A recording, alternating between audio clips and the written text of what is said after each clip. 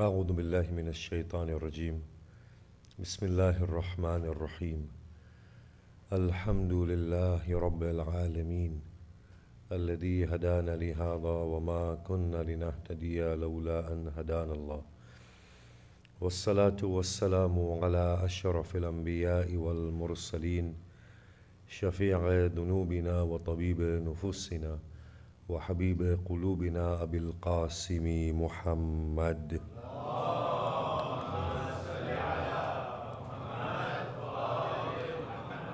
وآله الطيبين الطاهرين المعصومين المظلومين وأصحابه المنتجبين ولعنة الله الدائمة على أعدائهم أجمعين. بسم الله الرحمن الرحيم. رب اشرح لي صدري ويسر لي أمري واحلل عقدة من لساني يفقه قولي. أما بعد، السلام عليكم جميعا ورحمة الله وبركاته. Kindly recite a salawat and move forward.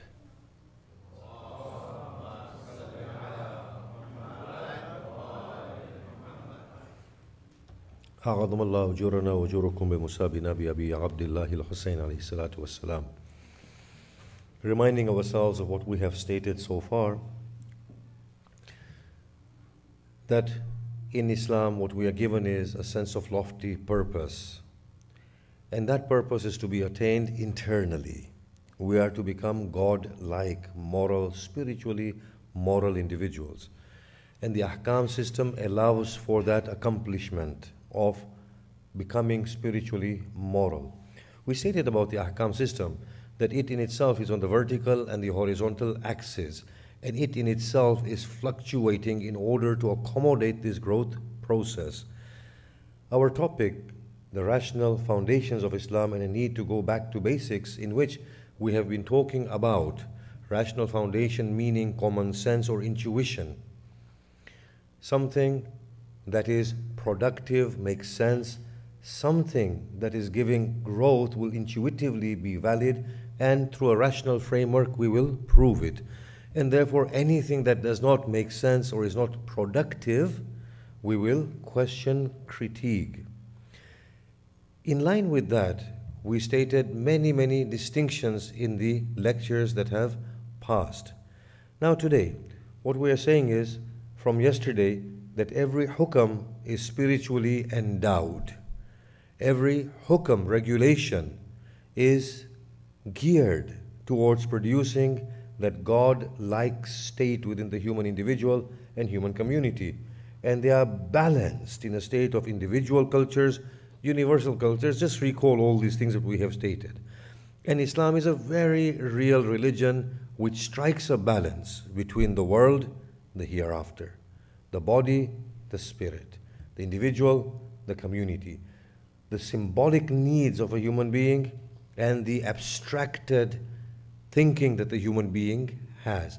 Now, we still need to do a bit more theory work today and tomorrow, but at the same time we will now be addressing some of the issues that have gone and spiraled out of control and have become the flagship of religion, which do need to be addressed, because if they are not making sense, then either they are confined in their historical context, which context does not exist anymore, so therefore they are redundant right now, or they don't have a historical context, but have been cultures that have spiraled out of human need, but have gotten out of control and have brought a state of imbalance. So we will be talking from today about the things that are now flagships of the religion, banners of religion, but maybe stagnating the community or leading it to a state of regression. But before we go there, as I said, some more theory work is needed. Form and essence that we've been talking about. We've been going on about form and essence of sort. What do we mean by form and essence? Now, essence, we stated, was that theory, the theoretical, the conceptual part, that we need to become God-like and God is the absolute. And the definition of religion that we gave was God-human relation, where God serves as the absolute point of accomplishment and God is the immediate process leading towards completion through devotion. So religion is all about God-human relation. So that was theory we stated. Yes? That we said points at the essence. Then we stated that the essence is for us to become God-like, and the form are the ahkam. Now further, we find another form, essence distinction within the ahkam itself. That what is this hukam in its essence? What is this hukam in its essence as opposed to the form?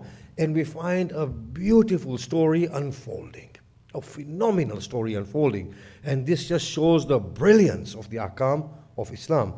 It is only our inability to read the Quran accurately that has evaded the minds, that this truth has evaded the minds. Otherwise, it was so obvious, it glares us in the face that there is a form and essence relationship within the ahkam themselves beyond the spiritual essence that we've been speaking about. Now, if you look at the Quran, it is ambiguous. Why did we say it was ambiguous yesterday? The ambiguity of the Quran is deliberate in ascertaining the evolution of humankind, in ascertaining a variety of interpretations which is the need of humanity. We stated yesterday that you don't find anything in this world of God that is the same as anything else. There is nothing but variety.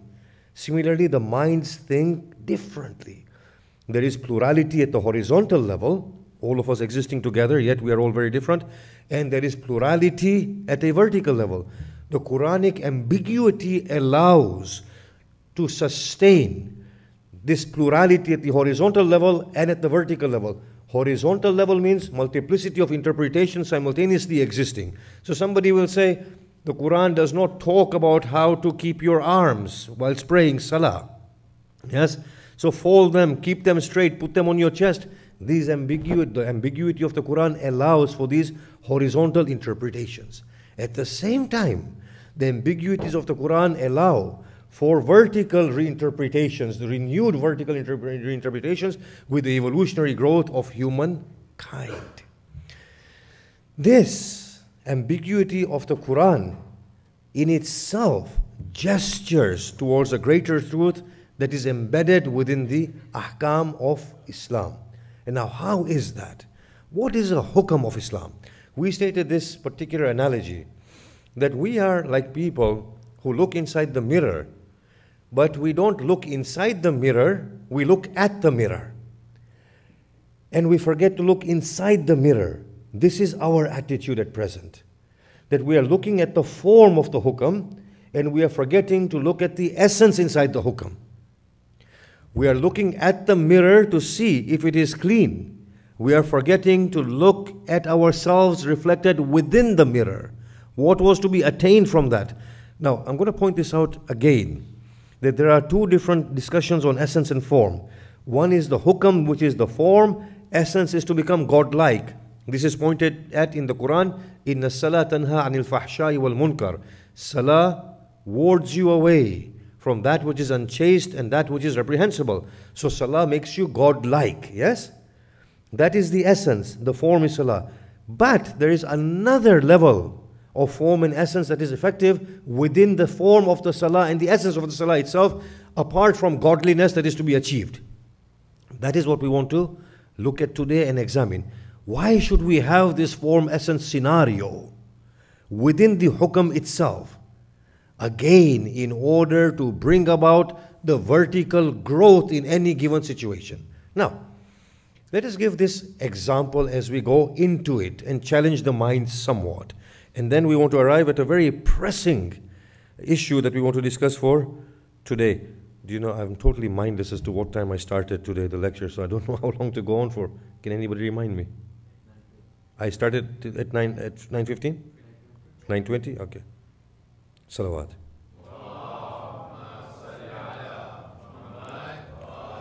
Normally it's when my suite finishes, I know that's a cue that but nowadays it's finishing a bit earlier because I'm getting so excited and Anyway, so give an example and we go forward. The Jewish community were told not to fish on Sabbath, Saturday. The Quran tells us. And God planned it in such a way that on other days, the fish did not swim within their part of the stream or the river or wherever they were. But they swam in on Saturday only. So obviously, Allah subhanahu wa ta'ala was testing them. I would normally say God was having a laugh, but obviously doesn't go very well, because people don't think God has a laugh. And of course, God doesn't have a laugh, apart from the fact that God says, I mock at them, and shows all the beautiful qualities that human beings have. But then that's for another time and another discussion. So now, the angels are having a bit of a fun with the community. So the community says, okay, if they think they are clever, we'll show them how clever we are. So what they did was, they placed their nets inside the river on Friday night. The fish came inside and they extracted them on Sunday. They still got their fish. So they said, we've outwitted God. And God turned them into monkeys. What happened here? What happened here? That their understanding was a formalistic understanding. They didn't understand that there's an essence in there that needs to be achieved, that needs to be understood. So they casted their their nets on Friday, extracted them on Sunday, and they said, look, we've outwitted God. We have complied fully. That's what we do here in the world that we are in at present. It's not a moral world. There are loopholes to be explored, aren't there? Taxation loopholes, whatever else. We find the good solicitor, a good lawyer, a good chartered accountant, they will make every haram into halal, just like having a good Maulana makes every haram into halal. But there is something going on. The response of God was that God made them into monkeys. And they were made into monkeys because they themselves generated that particular form from within themselves. Now, I ask you a question. A very simple question. Think about this. Los Angeles, this is California, yes? Yeah, Los Angeles. I don't know how many cities there are, so please forgive me. Today we drove for 1.5 hours to go and visit somebody. It's unthinkable. It's unthinkable.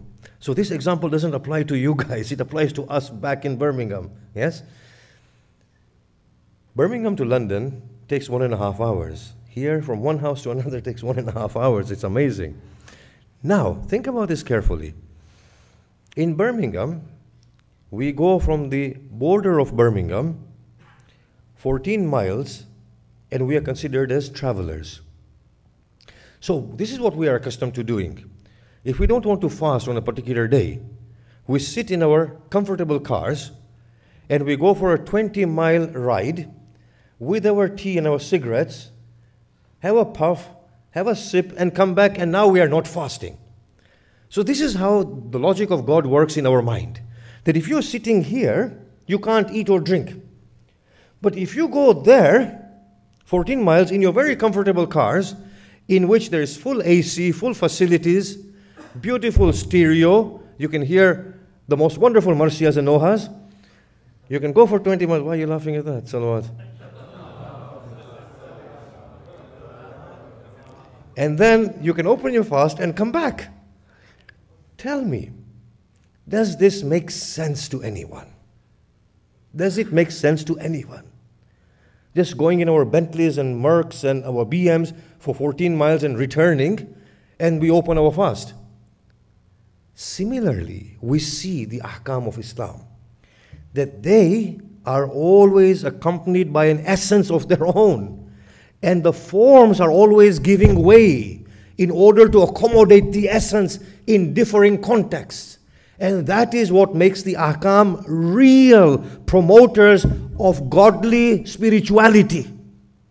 Otherwise, if ahkams are seen in the way that me and you are seeing them, or are accustomed to seeing them, they are counterproductive, they are empty, they are of no worth and of no meaning. If you were to say to a person who was not a Muslim, that look, in Hajj, 3 million of us have to just cut off heads of sheep for the sake of cutting it off, whether it's fed to anybody or not, they would say this is sheer madness. Admit, wouldn't they say that? Now, if you were not a Muslim, if I were not a Muslim, and if I were told the same thing, would I not say it's sheer madness? Waste. When people are starving in the world, it's waste. Just because Saudi Arabia does not have the means of exporting the meat, doesn't mean we just go and slaughter it there. But now that we are within the faith, that hukam goes unquestioned. Surely there should be a purpose within that law, that if it is not attained within Saudi Arabia due to the lack of facilities, then that essence should be accommodated in other way. Yes? Allah says, "Kulu minha wat'amul qani'a wal mu'tar." And in other time, "Waba'is al-faqir." Eat from it and feed the poor. Eat from it and feed the content soul. Who eats it? Our fiqh requirement is to only slaughter, and that's about it. Look at the fatwa. We will say that, okay, if you can't distribute it, just slaughter. And slaughter in that place and finish, your duty is done. Is the law this empty? Does a law have a purpose inside it? Is the law of travel just traveling in a comfortable car 14 miles away and a return journey of 28 miles? Is it as empty as that? So essence and form means what? That there is something in that law that the form is accommodating. And the form may not necessarily accommodate it in all contexts. And if it does not accommodate it, then the form will change. Yes? Now, I pointed this out to you. I'm just teasing the minds right now, just toying with the idea and flirting and courting with our minds, yes? Look at the issue of fasting. If you were not a Muslim, and Muslim community were to say, come back to the UK and Europe, that a girl of 9 needs to ideally fast for 20 to 22 hours, what would you say? You would say, this is detrimental and damaging. This is not right for 30 days continuously. Or we go to northern regions and we say fast is only 2 hours. And say, we Muslims will now fast for the rest of the month. And the people ask, well, what is fast? Not eating and drinking for 2 hours. They say, well, we normally don't eat and drink for 2 hours. What's the big deal? Here is where we are asking the question, that what is happening? We will see that the ahkams have their own essence within them. And the form gives way in differing contexts to accommodate those beautiful essences of the ahkam. So now, let's look at the Quran and how beautifully the Quran allows for these fluctuations. For example, the Quran says, when you pray, it only talks about ruku and sujood, yes? And facing the Qibla. It doesn't talk about anything else. Everything else we get from the Prophet. The Quran talks about ruku and sujood and facing the Qibla for prayers. But now how beautifully the Quran explains the rest of it.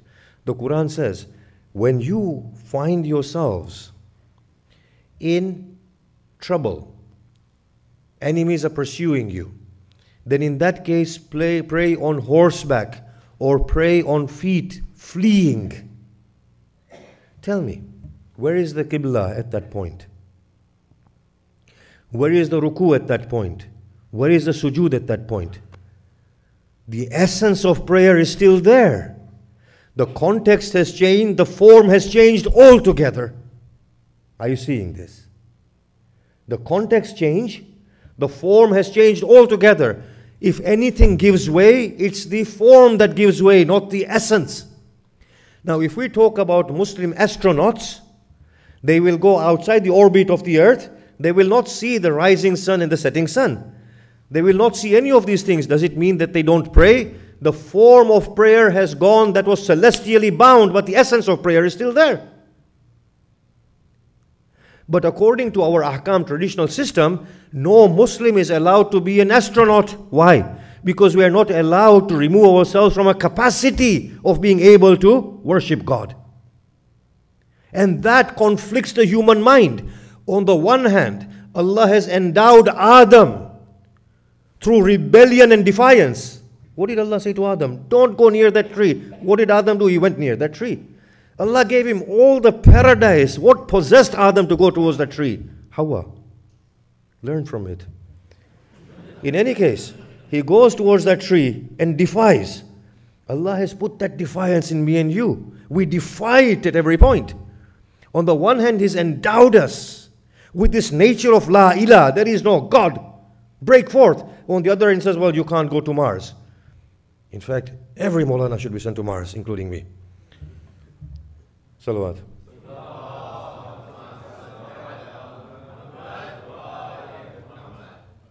So Allah subhanahu wa ta'ala points out at this beautiful fluctuation of form and essence. The essence is retained. The form changes. At all points, the form accommodates the essence. The essence cannot give way. Now, look at the hunting. You know, I know people are rattled at the things that I say, but I'm amazed at the community, our communities. You challenge the notion of God, everybody's okay. You know, you say God is not what you think, everybody's fine. But you say that the fatwa that says this is inaccurate and everybody is up in arms.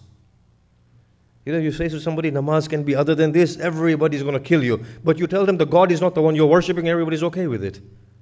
Just think about this obsession that we have with ahkam. Yes? Now, people are rattled when we say that the halal thing can also be, you can eat the Jewish halal. Imam Ali says it's Sahih Hadith, and our ulama, some of them have given fatwa, and some of the hadiths are, some of the research is coming out as well. Yes? So people are rattled at this thing, that how can that be possible? It's all in line with form and essence. If you read Surah Ma'idah, what does Allah say? He says, and those dogs that you train for hunting. Yes? When you set a dog to hunt, you say Bismillah and set the dog off, right? Is that dog going to go and catch its prey facing the Qibla? Is it? Well, where's the Qibla gone now? The form has changed, the essence is there. The dog might have killed the prey. By the time you get there, it might be dead. Sever its jugulars and eat it. The Quran says that, doesn't it? We hunt a deer with a bullet, don't we? We hunt the deer with a bullet. Are you going to say to the deer, face the Qibla before I shoot you? Yeah? I'm not trying to make a mock, but I think that's how people laugh and they learn. Well, we learn, right, of humor. So we shoot. You know, I'm pointing at somebody, so I'll go point like that. So we shoot at the animal. By the time we get there, it is probably dead. But what do? We slaughter it, don't we? We say Bismillah to the bullet and we let it go. We throw a stone with Bismillah and we hunt, don't we? We go there and then we slaughter. And then we eat it. Where's the Qibla gone here? This is what I'm trying to impress upon this is what we're trying to impress. That the form can fluctuate so long as the essence is assured. This is the whole point of it. Now, when we look at the hadiths of the Imam, and we want to go into this theoretical point tomorrow properly, we will see these hadiths of the Imam are different on different occasions. Imam Sadiq Salamullah alayhi, this is an authentic hadith. Imam Sadiq, and this is an authentic hadith, says to somebody who says, when is it Maghrib? So the Imam said, well, it's Maghrib when the sun's disk disappears from the horizon. That's Maghrib for you. Fine. Somebody else says to Imam Sadiq, when is Maghrib? The Imam says, when the brightness surpasses your head, it's Maghrib. Yes? Now, the first person to whom Imam Sadiq said it's Maghrib is carrying it on in the way that he was told. The second person to whom Imam Sadiq has said it's Maghrib is doing what Imam Sadiq has said in the second instance. Yes? They don't have each other's hadith to compare. We then, after many years, compare both of these ahadith. And we say, oh, there's a conflict in these hadith. So we need to resolve this conflict. So we come to a middle ground, or we adhere to the most difficult one of the two. But I ask a simple question. Has Imam Sadiq lied to the one or the other? Both of these hadiths are authentic, aren't they? So has Imam Sadiq lied to one person, or has he lied to the other person? Or has he been truthful in both cases? The answer is he's truthful in both cases. What does it mean? That he is looking at different forms to accommodate the same essence. And in my opinion, he was talking about the sign to ascertain when the disc sets anyway. You know, the Sunnis and the Shias have a huge problem about when to pray their salah. My goodness, why should they? Why should they? The form is tearing them apart. Whereas the form has a godly essence inside there to bridge the gap. Do we not see how much we have digressed from the truth? The form is always there to accommodate a beautiful essence. The beautiful essence is what? To bring about godliness. Part and parcel of godliness is human, harmonious coexistence together. But the form is tearing us apart. So when we talk about essence and form, we are talking about an essence accommodated within the form itself. What was this law trying to get at? Now, the Muslims say interest is haram because the Quran says interest. But the Quran also says do not consume interest, quadruple amounts, compounded, extortionate amounts. I'm going to ask you a simple question, a very simple question. Is it better for a person to pay rent for 70 years of their lives and not own a property, or to take out a mortgage and pay it off in 20 years, which is less than the rent that they will pay, and they will have a secure house? Which makes more sense? So with that, we know immediately that there are forms of interest which are socially beneficial. And then there are forms of interest which are not. Try and distinguish between the forms and the essence. We just can't give a blank law, all interest is haram. It doesn't make sense. If you were to come to this society and tell them interest is haram, yes, and everybody has to pay rent, nobody would end up owning anything. Businesses will never get started off if they can't take loans. And in addition, the Prophet made exceptions to the law of interest as well. This is what we're trying to say, that there is a form and there is essence. This form is gearing towards some growth property. That growth property is entailed within the form. And when the form is not giving the growth property, when it is counterproductive or stagnant, then in that case the form may fluctuate. But to what degree can it fluctuate? We'll also explain that as we go along and what's the yardstick. But this is just a general idea that we need to understand now. That when we look at our ahkam system, we are finding that it is suffocating. It is highly suffocating. It is at times stagnating us. At times it's regressive. It is not because the ahkam system is wrong. It is because the essence that was there in sync with growth is no longer being assured by the form of the hukam that we are accustomed to. Can you see that? So for example, the law of apostasy that came. The Muslims never unite on anything. Do you know that? In one household they have 3 Eids. But if somebody changes their faith, the Muslims are united in wanting to kill them. The law of apostasy. The Quran doesn't have it in there, but the Muslims, we have this law prominently. But now, the context most prominently was treason. That people who are giving away the state secrets were warned with the death penalty. Or we have this issue either in the Surah Baqarah or Imran, that some certain people were converting to Islam in the morning, and in the evening they were saying that, oh no, we are reverting to our old former faiths. And by that they were causing confusion in the minds of the Muslim community, which was a very young and a fresh community. So the law probably came in at that point to say, look, if you become apostates, we'll put you to death. In order to stop that corruption, it was contextual, to assure an essence which was the protection of the community. That form and apostasy had no meaning in itself anyway. For somebody, Allah says, la ikraha fid din, there is no compulsion in your relationship with your God. You are a free agent, flow towards your God. You will change from time to time. And that change is commendable. That change is not apostasy and people need to be killed for it. But look at how the Muslims have understood. They have forgotten the essence within the law.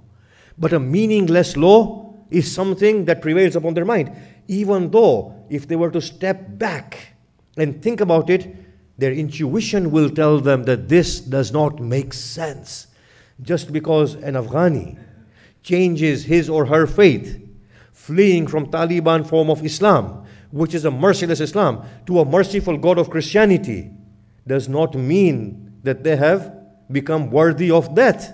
It means they have become worthy of greater praise. They have become better Muslims. So it is here that we need to understand the internal workings within the ahkam themselves. That the ahkam, generally, they are geared towards attainment of the essence which is making us godly. But within the hukam itself, there is a form-essence equation in which a particular form may not yield the essence which is bringing about godliness. At that point, what gives way is the form, not the essence. And the Imams have shown us that. For example, I'll give one example because we need to go to that pressing issue that I was talking about. The fifth Imam, he imposed khums on gold and silver, and there was an outcry.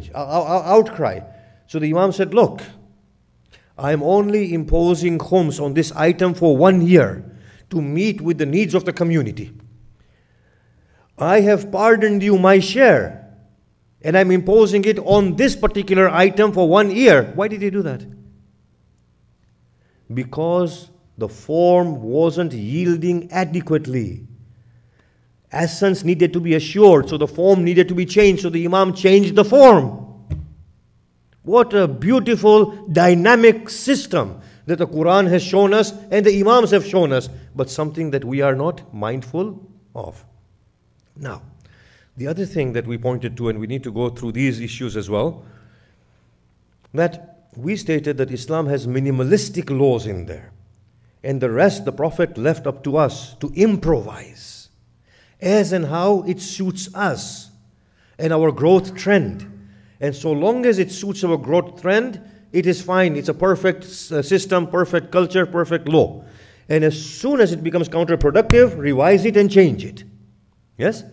So the Prophet gave us the ability to improvise, as is the human condition and human nature. In the laws of marriage, family law, minimal. But we make our own laws as in how we go along. That if there's a man and a woman, man is working, the woman needs to cook and clean the house and look after the children.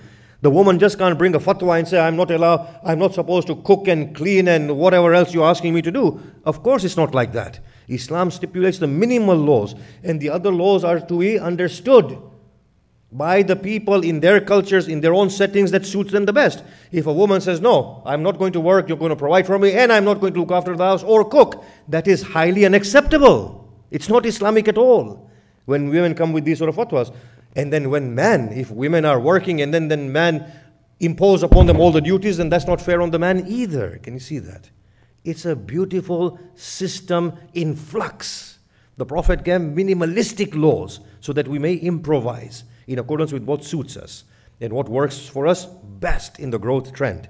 So we also spoke about individual cultures and universal cultures intertwined. Yes, we're going to speak about them a bit more, but today this issue needs to be dealt with because otherwise our time is running out.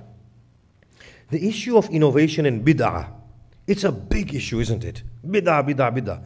But the Quran says that we did not suggest this priesthood to them, nor monasteries. It is something that they innovated, and Allah subhanahu wa ta'ala at times praises it. You will find the people most accommodating and soft-hearted towards you are the Christians, because they have the priests and monks among them. So Allah praises those traditions as well. The Prophet has also said, he who lives behind a good tradition will have the reward of it and reward of everybody else who follows it. Yes? So on the one hand, bid'ah is frowned upon. On the other hand, Allah subhanahu wa ta'ala commends it to an extent in the Quran, and the Prophet also commends it. It is here that we need to understand what was meant by this. There is a reprehensible limit of it, and the other is human nature.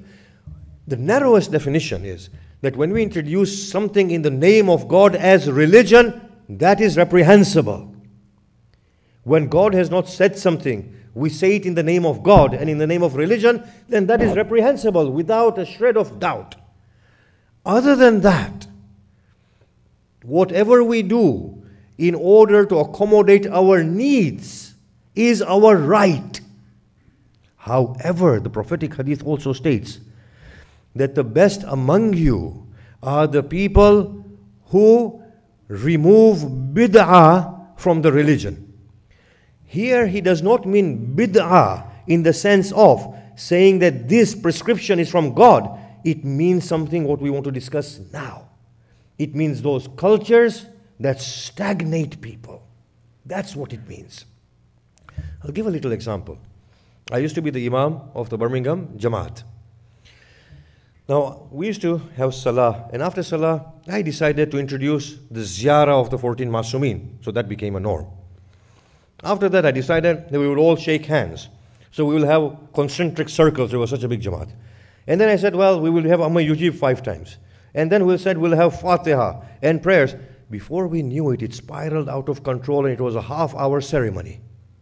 And people were stuck with that ceremony. And every time something new was being added. So our first Fatiha was a Shafai Marid. The second Fatiha was for Marhumin. The third Fatiha was Dafi al-Bala. We were just adding on Fatiha upon Fatiha upon Fatiha, Amma Yujib, and then the 12th Imam's dua came. Before we knew it, it became a burden upon us. This is what I'm talking about. Ceremonies and cultures that we follow meaninglessly, that have no sense to them, that stagnate us and they cause us regression. Islam says do away with them if they don't suit you, if you're caused harm by it. Now, there is a need for symbolism. We know this. We need symbols. But there is also a need for us to relate to Allah directly at our human level. Not even the Prophet comes between the individual and his God. Not even great Jibreel can come between an individual and their God. The end game is, what does Allah say? Irja'i ila rabbiki radiyatan mardiya. Nobody else. The Prophet says, Allah says, لَقَدْ كَانَ لَكُمْ فِي رَسُولِ اللَّهِ أُسْوَةٌ حَسَنَةٌ لِمَنْ كَانَ يَرْجُو اللَّهَ وَالْيَوْمَ الْآخِرَةِ. Indeed, you have the best example in the Prophet of Allah for the one who is desirous of Allah and the last day. So the end game is what? You and your God. It's always been like that in the Quran. It's you and your God. The Prophet is an intermediary. So we need symbolism, that's fine. But we also need, and this is the most essential need, to be with God directly, without any intermediaries. Now, look at what has happened to our sect. Truly, be open and look. Look at the way the cultures prevail. And look at the way the essence of religion has been compromised. Growing up, I only knew the Sufra of Imam Sadiq Salamullah alayh.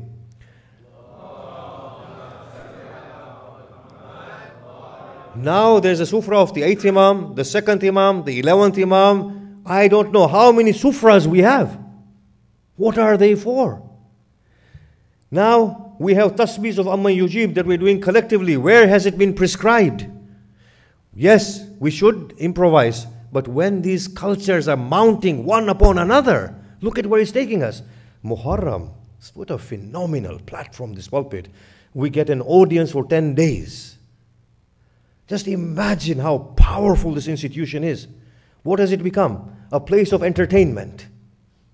A place of bashing the other sects. A place where orators earn extortionate amount of monies. What has happened to this religion?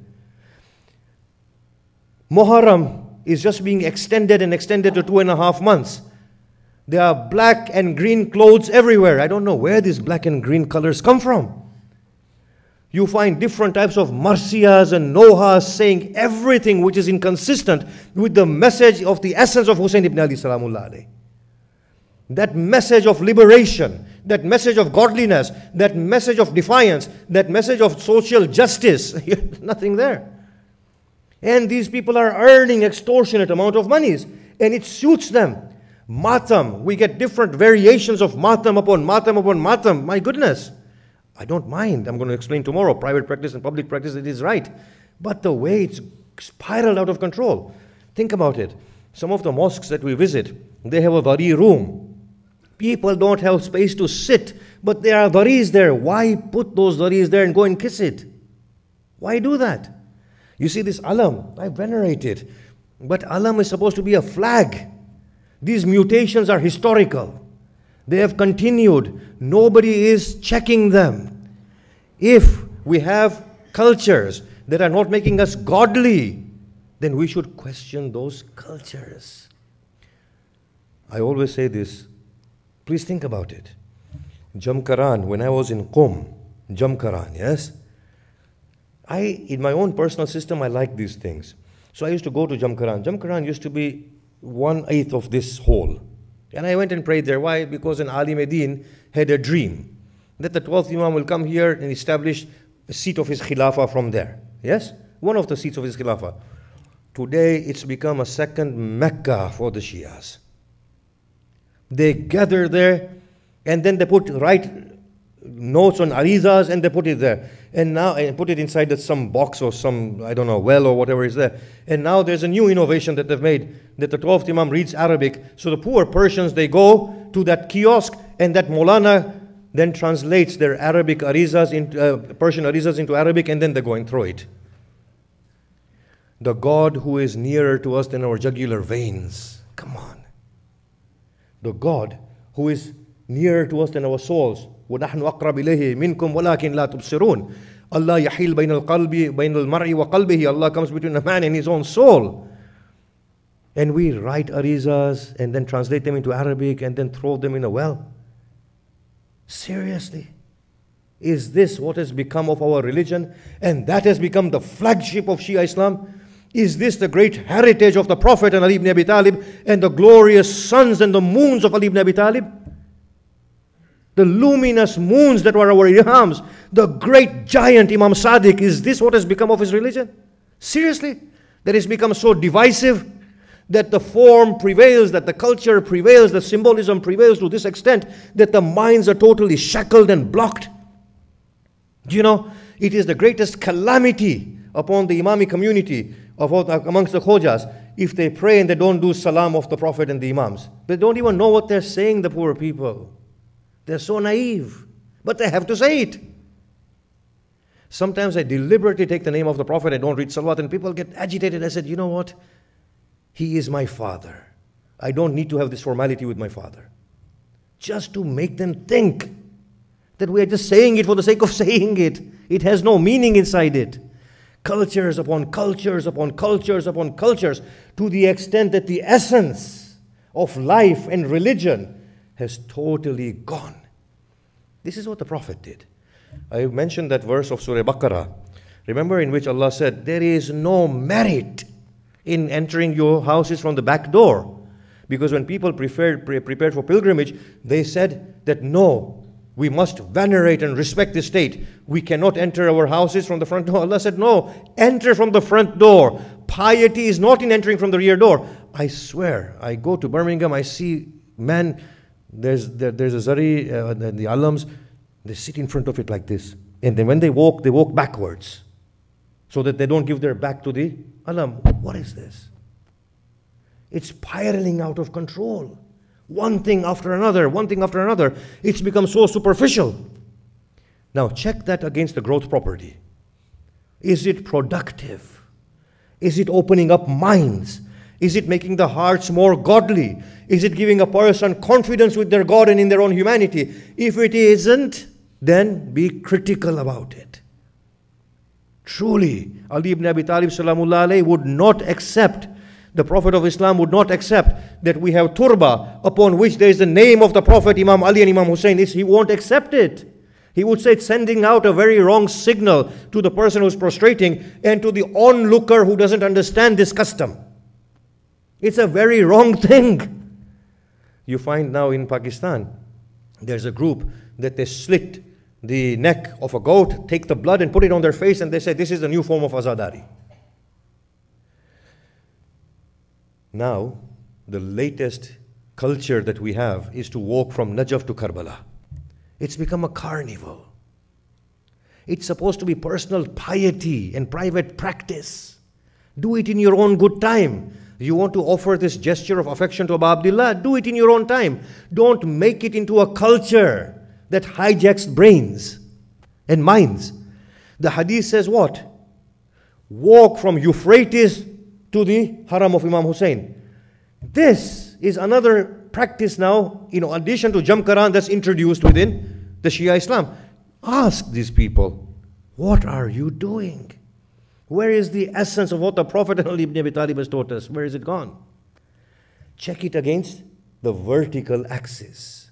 Are these forms yielding godliness, harmony between other faiths, other sects, other interpretations?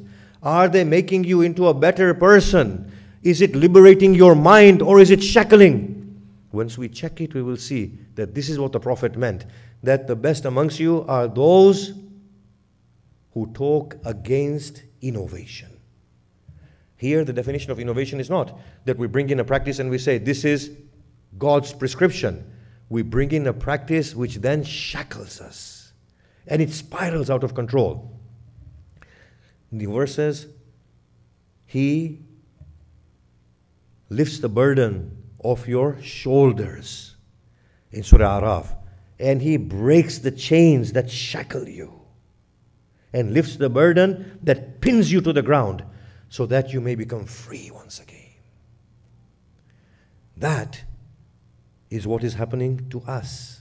We need that revision or reversion back to basics. What was the basic Islam of the Prophet? What was the basic Islam of Ali ibn Abi Talib? How were the cultures being brought in and taken out again? That is what we mean by intuitively we will know that we have gone off on a tangent altogether. Now, this is just one of the issues. There are many others. Now, I'm going to give an example that I often give, and then we'll finish because the time has gone. I want you to be very open-minded when you listen to this example. Those of you who have heard me lecture before might have heard it. A group of psychologists conducted a test. They placed 5 monkeys inside a cage. They dangled the banana from on top of the cage and put a step ladder going towards the banana. But together with that, there was a cold shower, and there was an electric current that could be released inside the cage. So there are these 5 monkeys inside the cage. They are being monkeys, playing around, and they look at the banana. So they fight with each other, contend against each other to see who will get on the step ladder. As soon as the first one steps on it, they release the cold shower and a mild electrical current within the cage. So the poor monkeys get wet and electrocuted. But they can't make the connection between banana and electric current and the cold shower. So they do it again, it happens again. They do it a third time, it happens again. By this time, even a monkey can make a connection. That banana is dangerous, don't go there. Yes? So now the psychologists, what they do is, they remove the cold shower and they remove the electric current. So there is no more electric current, there's no more cold shower. But the monkeys see banana as Jahannam. Don't go near that banana. Right. What they do is they take a monkey out and they put a new monkey inside the cage. So the new monkey is playing with the rest of the monkeys, being a monkey, and then sees the banana and says, why haven't they noticed the banana? So anyway, it tries to go onto the ladder. The 4 monkeys that are there, they pounce on the 5th monkey and rough it up. And the 5th monkey is asking, well, what have I done? Of course, they can't talk with each other. So the 5th monkey says, well, whatever the case, that banana is dangerous. I shouldn't be going near that one. That's not. So then they take out the other new monkey, another old monkey, and put another new monkey. So the new monkey sees the banana. This is a true story, yes? And the new monkey goes for the banana. 3 old monkeys and 1 new monkey, they pounce on the 5th new monkey. Now, when you ask the 3 old monkey, why are you? That's why we know we're going to get electrocuted. You ask the 4th one, so I don't know. They did it to me. I'm doing it to him. Eventually, what happens is, they take out all the old monkeys, and there are 4 new monkeys who've just been beaten up for reasons they don't understand. So there are 4 monkeys who've all gone through the rough treatment. A 5th new monkey is introduced. The 5th monkey tries to get the banana. The 4 new monkeys pounce on the 5th monkey and rough it up. You ask them, what are you doing? We don't know. It's been happening for as long as we know.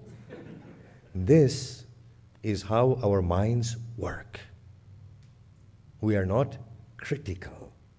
Things don't make sense. Things are counterproductive. Things are regressive. And on top of that, we keep on adding to traditions. They are not yielding an essence at all. At all. And we are adding to it. And you know the damage we're doing? Seriously?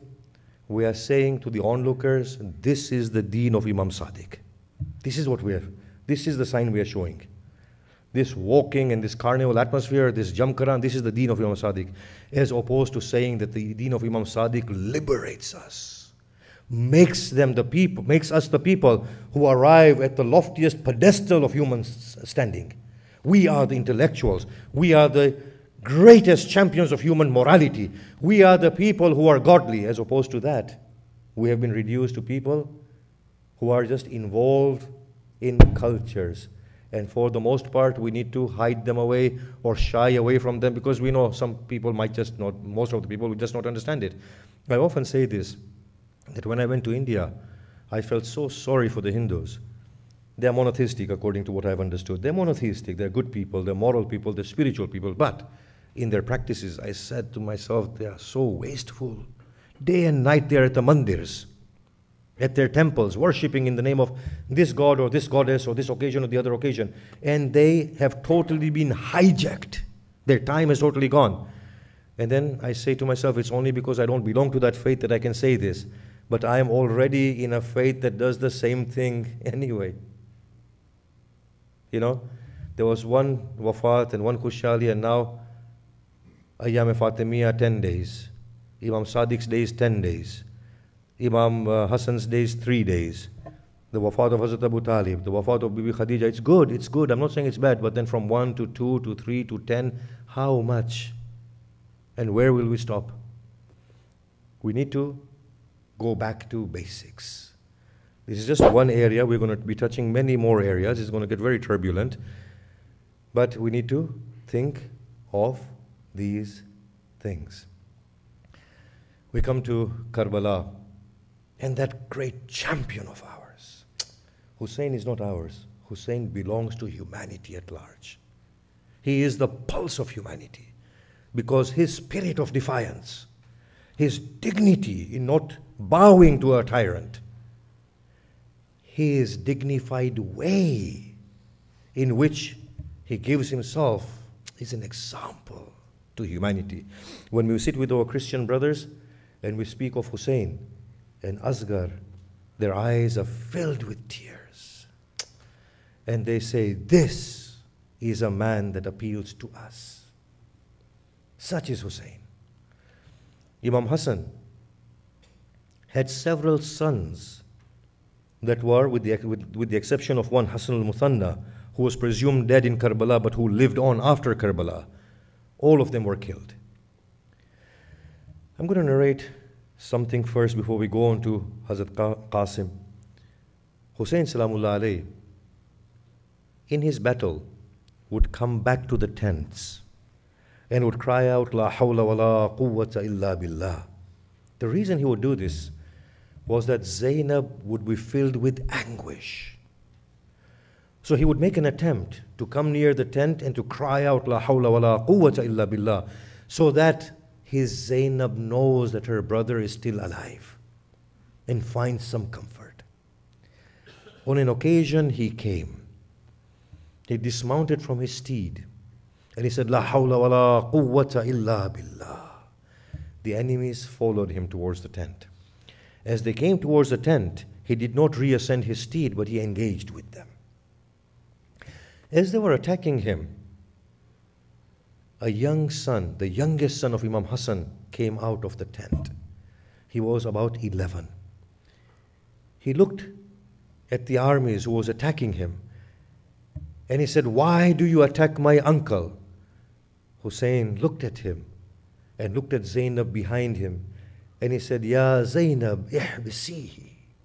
O Zainab, grab the child. As Zainab went to grab the child, he fled towards Imam Hussein. As he came near Imam Hussein, somebody was striking Hussein with their sword, and he stretched out his arm and the arm was cut. He said, Oh uncle, in pain, they have severed my arm. Hussein drew him close to his chest. As Hussein drew him close to his chest, Hurmala had already released an arrow pointing at Hussein. It went through the tender chest of this child of Hassan, and as he fluttered in his arms, Hussein cried out and he said, Oh child, like this shall you be raised with me in front of your grandfathers and your father. It is the night of Ashura. Hussein says to them all that none of you will be spared. All of you will be killed. Qasim asks, Oh uncle, shall I be killed? Hussein looks at Qasim. How do you find death, O child? Sweeter than the taste of honey. Hussein embraces him and cries, Not only you, Qasim, but Abdullah Radi, Asghar will also be killed. The day of Ashur begins. The companions of Hussein have left him. It is afternoon, and now there are so few numbers in the camp of Hussein that they are engaging in single combat. Qasim prepares himself. When Hussein looks at him, his heart breaks. All your brothers have gone, O Qasim. There is no need for you to go. He pleads with Hussein. Reluctantly, Hussein allows him. The scene is this. Do you know, Hamid ibn Muslim says that when we saw him, his face looked like the first splinter of the moon, the crescent. Do you know why he said this? Because Hussein tore Qasim's turban in two, placed one half on his chest and back like a coffin, and the other half he tied upon his head, and then draped it across his face, so only a portion of his face was showing. And he looked like the new crescent.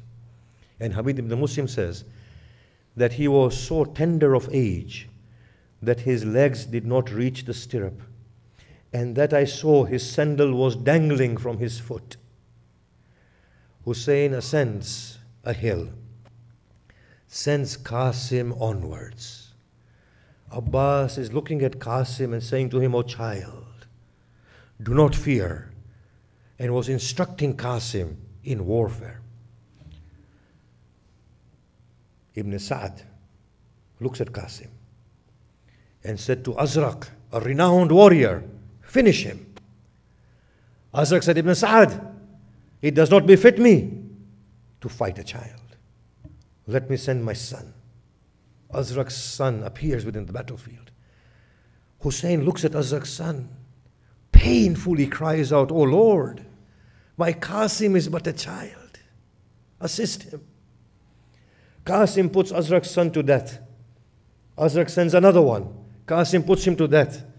Azraq sends all four of his children. Qasim puts them all to death. When he puts them to death, Azraq, in a state of rage, appears within the battlefield. When Hussein sees Azraq, inadvertently he looks towards the skies and he says, Oh Allah, this is Azraq. My Qasim is a child, and a thirsty child at that. Oh Lord, I will carry him back to the tents. Allow my child to overcome his opponent. Qasim puts Azraq to death. Umar ibn Sa'd gives word, surround him and finish him off. Hamid ibn Muslim narrates, the soldiers surrounded him as I watched. The person standing next to me said, indeed, I shall make life unbearable for this child. I said to him, let him be, they will kill him. By Allah, I will not lift a finger on this child, even if he were to strike me down with his sword. He said, nay, I shall do as I have resolved. He went from behind the soldiers and struck Qasim on the back of his head. As Qasim was struck, he cried out, O uncle, come to my aid. As he was descending, the Maqtal records, like a hungry prey, Hussein descended from the hill. As he descended from the hill in pursuing the killer of Qasim, it is said that the horse broke out in frenzy, and they trampled the body of Qasim, and Qasim cried out, O uncle, O uncle. Hamid ibn Muslim narrates that there was so much dust, I could not see anything. I could merely hear the cries of Hussein. And I had not heard him cry in this way before that time. When the dust settled, I saw Hussein placing his cheek upon the torn chest of Qasim, crying out, O child, it is unbearable for your old uncle to see you in this state, that you called him to your assistance and he could reach you not. I saw Qasim rubbing his heels upon the dust of Karbala and losing his soul to the Almighty. Hussein carries Qasim. Hamid ibn Muslim describes that the chest of Qasim was within the arms of Hussein, and as he was bringing Qasim back, his feet were dragging against the dust of Karbala. We find this in a maqtal, that Hussein brings Qasim to the place where he has placed Ali Akbar, because Akbar died before Qasim. He placed Qasim next to Akbar. He took off his turban. He placed his right hand upon the chest of Akbar, his left hand on the chest of Qasim, looked towards the heavens and said, "O Lord, Hussein has lost all his children. Matam Hussein."